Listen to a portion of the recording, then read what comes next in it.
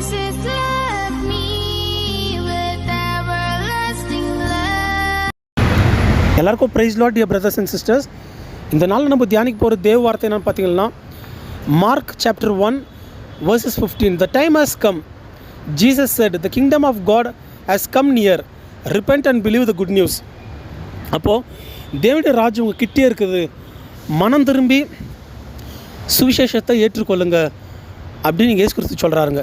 அப்போ தேவனுடைய ராஜ்யம் உங்கள் கிட்டே இருக்குது அப்படின்னா அதுக்கு என்ன அர்த்தம்?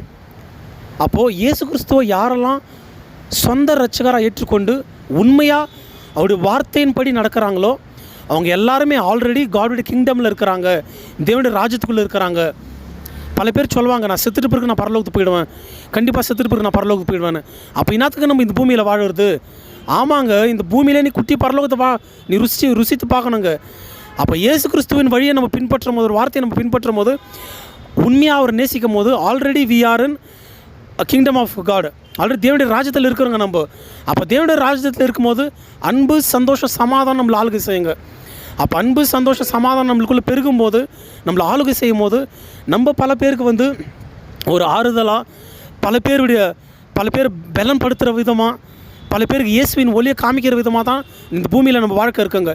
அநேக பிரச்சனை இயேசு கிறிஸ்துவ விசுவாசிக்கிறவங்களுக்கு, உண்மையாக தேடுறவங்களுக்கு இருந்தாலும் அந்த பிரச்சனை மத்தியில் கூட கர்த்தரோட கிருபை இருந்து அவங்கள தாங்கி நடத்துங்க.